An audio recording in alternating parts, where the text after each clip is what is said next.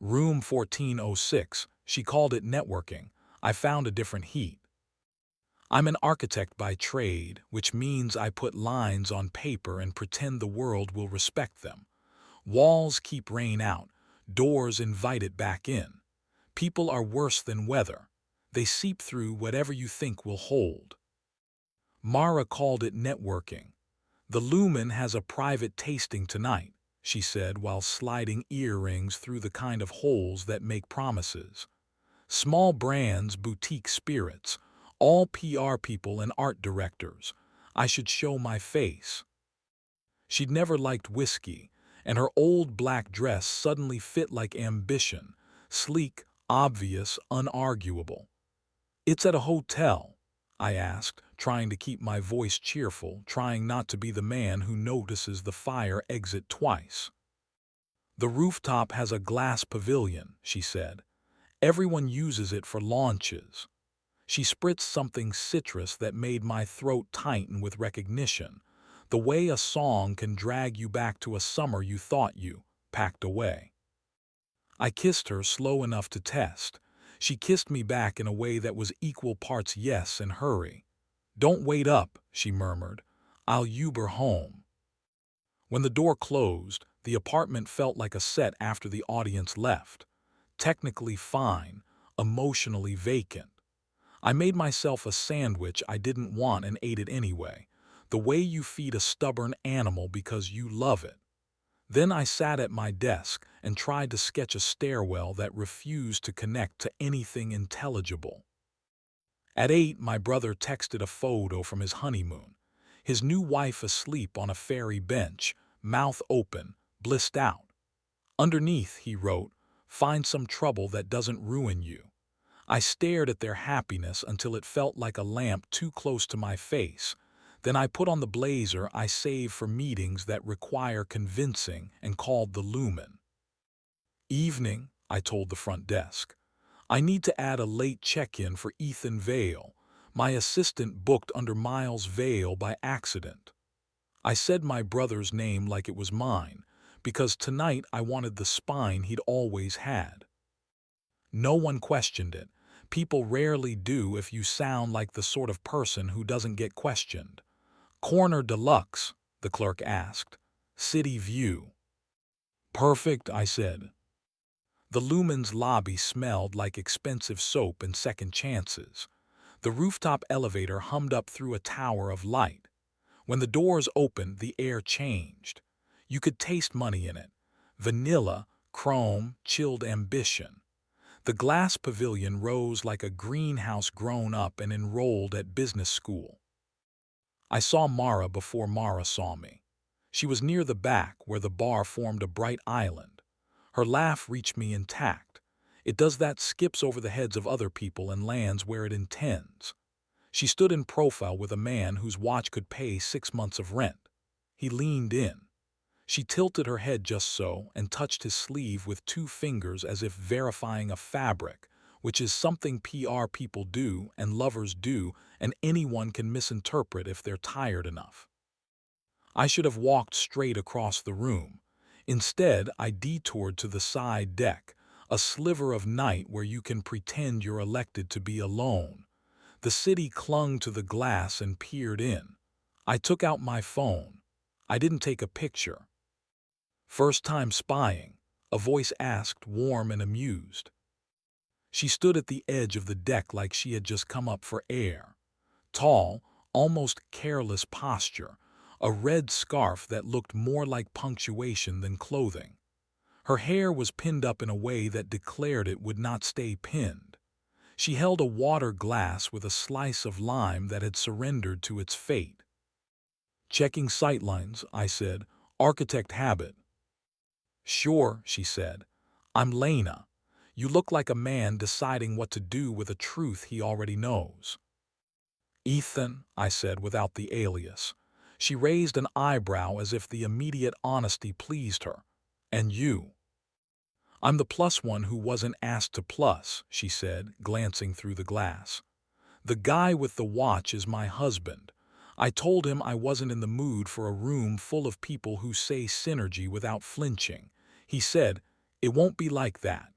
It's exactly like that. They're just talking, I heard myself say, and hated the way the words bowed even as I said them.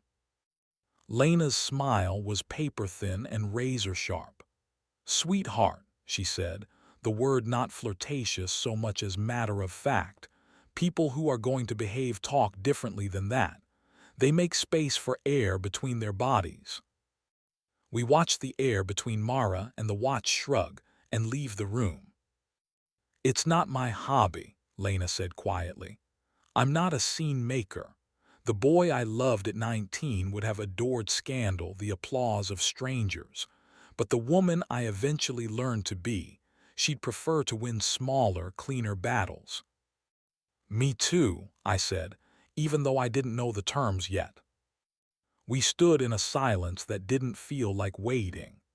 The music inside shifted from something insistent to something that wanted to be background, as if the playlist was trying to apologize. "Walk with me," she said suddenly. "There's a corridor nobody uses that wraps behind the pavilion. You can see everything and be seen by no one. The lumen is fond of secrets." She led me down a narrow passage lit by skinny sconces. We paused at an angled pane where the room unfolded like a model, Mara's hand on the man's shoulder now, his palm at the small of her back, a gesture that can be friendly if both people know where the lines are. Their lines, tonight, had been sketched with a soup spoon. "Here, what I want," Lena said. "I want to leave with my dignity breathing. I want to sleep without the wet towel of suspicion across my face. I want to replace bad luck with good choices. I don't need an explosion. I need a good door." The way she said it, calm, precise, made the architect in me sit up. "Any door in particular?" I asked. "Not the one that ends with me sobbing in a lobby while he performs remorse," she said. "Something smaller, something mine."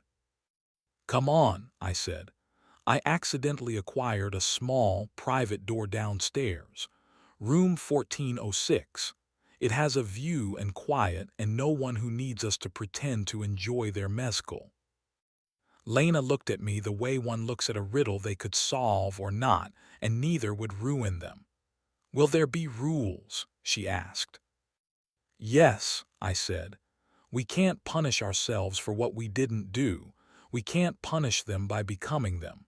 We're allowed to feel good without it being a revenge plot." Her mouth turned at the corners. "A gentleman in a minor key." We took the back elevator.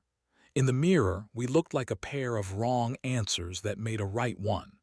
Her scarf bled a small comet of red down her neck. I wanted to touch it the way you want to touch a painting in a museum, just to prove it's real, even though you know you mustn't. Inside the room, the city arranged itself beyond the glass, river a seam, buildings like open books.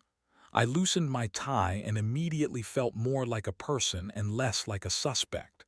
Lena walked over to the window and put both hands on it as if checking whether it would hold. "I've been in this hotel twice," she said. "Both times in love. That's a lot to ask of a building." "We always ask too much of buildings," I said.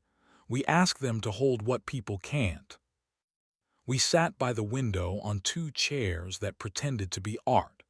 I poured water into real glasses because it felt good to handle something that would break if you didn't. Lena untied her scarf and looped it around her fingers absently. The motion made me dizzy in a way that had nothing to do with alcohol. "I don't need the blow-by-blow of your season," she said. "Tell me only what helps." "Okay," I said. "She's good at rooms. She was a junior PR associate when we met. She fixed a mess at a charity gala and smiled like she'd found the off switch on chaos. I fell in love with that competence like it was a song. Lately, she's been rehearsed, jokes with no fingerprints, and she started to smell like a perfume ad, not a person." Lena nodded like a doctor logging symptoms. "He's a hospitality director," she said. He can make you believe a room was invented the moment you walked into it. It's easy to confuse that with being seen. We let the relief of numbing things do its quiet work. Outside, a late train stitched the boroughs together and then let them separate. Lena took off her earrings and placed them on the table with the care of someone setting down an argument. "Do you ever notice how touch becomes a museum piece in relationships?" she asked, soft. "Only taken out for special exhibits, only viewed under proper lighting." "Are you asking me to start a collection?" I said, not joking.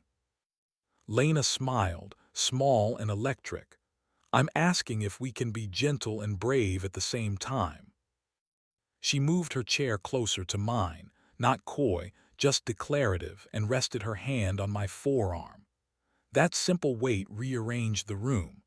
The way the sleeve of my blazer scratched lightly under her palm, the way her thumb traced a polite, impossible circle at my wrist. My heart knocked once against the glass of my ribs, as if to remind me it was still in the building. "I like you," she said, like a verdict she had thought about for longer than our evening justified. "I like how you don't fill silence with apologies. I like how you make eye contact without turning it into a challenge," I said, "and how you didn't pretend not to know what you know." We kissed, gently, slow, no trophies to be won. It felt like a sentence we'd both been working on separately that finally found its verb. When her fingers slipped into my hair, I made the sound of someone letting the elevator doors close on a floor they didn't need anymore.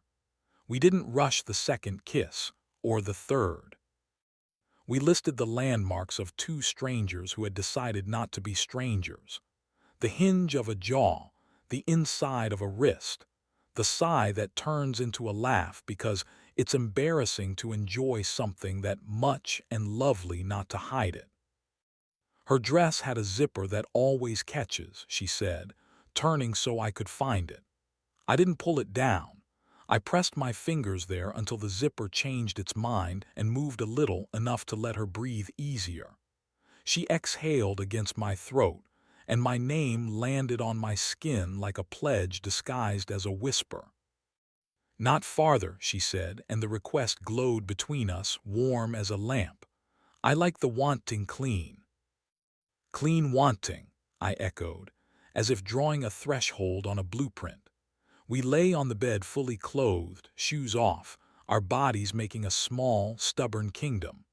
Her head fit the hollow of my shoulder like a plan that finally met the sight conditions. I traced the arc of her collarbone with 2 fingers, a motion so chaste my grandmother wouldn't have frowned, and so intimate it felt like new weather. Her phone lit up on the table, 3 messages from her husband, each a little shorter than the last. Mine buzzed with the same pattern from Mara. Then a photo of a glass half full, captioned "Networking is exhausting, proof of life wrapped in alibi." I silenced it and felt relief practice its scales in my lungs. "Let's write something," Lena said, sitting up and pulling the hotel notepad close. She chewed the pen like a high school valedictorian about to become dangerous. "I don't want to accuse. I want to inform." We drafted together, switching the pen back and forth like a relay baton. We wrote, "We know. We are choosing quiet. Don't follow. Don't perform. Return your keys and we will return our patience. Lena and Ethan." It looked like a treaty. We slid it under the door and watched it become part of the hallway's furniture. "Do you want to dance?"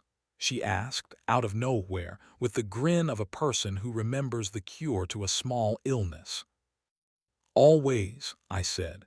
She tapped her phone and the speaker obeyed with a song that had survived 1,000 weddings. We swayed barefoot on hotel carpet, our steps a language. Her cheek rested against mine, and I remembered what bodies are for when they're not being graded. When the music ended, we didn't clap. We sat again and drank water like it was outstanding wine. We made unhurried plans, Breakfast at a diner with fake plants and a waitress who calls you honey if she likes you and darling if she doesn't. Phone calls to lawyers who speak human. The return of rings to their quiet little boxes. We didn't sleep. We rested. I watched the dark smudge into gray and then into a version of morning that felt honest. At 6, the room had the resigned brightness of an airport. We gathered ourselves. The scarf reknotted, my tie tamed, two people almost accidentally well-behaved. At the door, Lena looked at me as if testing one final beam. "Are we going to be okay?" she asked. "Eventually," I said. "Immediately, we're going to be better than we were 2 hours ago." She kissed me once more, soft, grateful, precise, and left. In the elevator mirror, I looked like a man who had not lied to himself all night. It was a new expression. I kept it. In the lobby, the clerk handed me a folded note. "For you, Mr. Vale," she said, not knowing which brother I was. It was from Mara. The handwriting was practiced charm. It said, "Please tell me you didn't come here. Please tell me we can talk before you decide I'm guilty. Please remember we're complicated, not broken." I thought of that tiny, airless space between her and the man with the watch, how it had disappeared like a shrug. I wrote back on the same paper, "I'm not deciding you're guilty. I'm deciding I'm done being an alibi. I'll call you at noon with logistics." I left the envelope with the clerk and walked into a morning that had not asked for my permission to be beautiful. The diner Lena chose had cracked vinyl seats and coffee that tasted like hard work.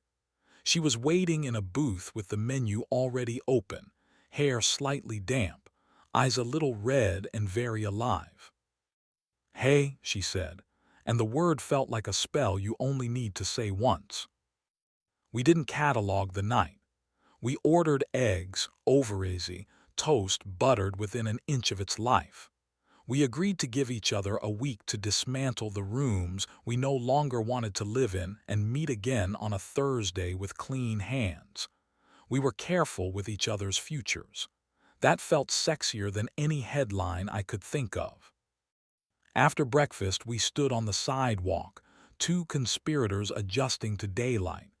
She tucked the red scarf into her coat like an ember saved for later. "Thank you for the door," she said. "Thank you for walking through it," I said. On the way home, I sent Mara one more message, clear, not cruel, and turned my phone face down when it buzzed again. Then I did something so ordinary it felt radical. I opened my drafting app and drew a simple plan for a house with more windows than it needed and walls that didn't pretend to be permanent. I sketched a door that opened both ways and labeled it Clean Wanting, because names matter. At noon, I called and the hard parts began. They were manageable. They were adult. They were not the end of anything I wanted to keep. That night, alone on my couch, I put a record on and let the needle find the groove. The song filled the room the way a tide decides a shore. I thought about Lena's mouth curving against my cheek, about her hand at my wrist telling my pulse it wasn't doing anything wrong. I thought about how we had wanted without stealing. I thought about how desire, when it isn't a weapon, can be a light you carry forward. I'm not a man with all the lines drawn anymore. I'm a man learning to leave space where the air can get in. And if I ever build us a house, me and whatever arrives, I'll make sure there's a room like 1406, a place to look out, a place to tell the truth, a place where two people can dance on soft carpet and decide together not to ruin themselves.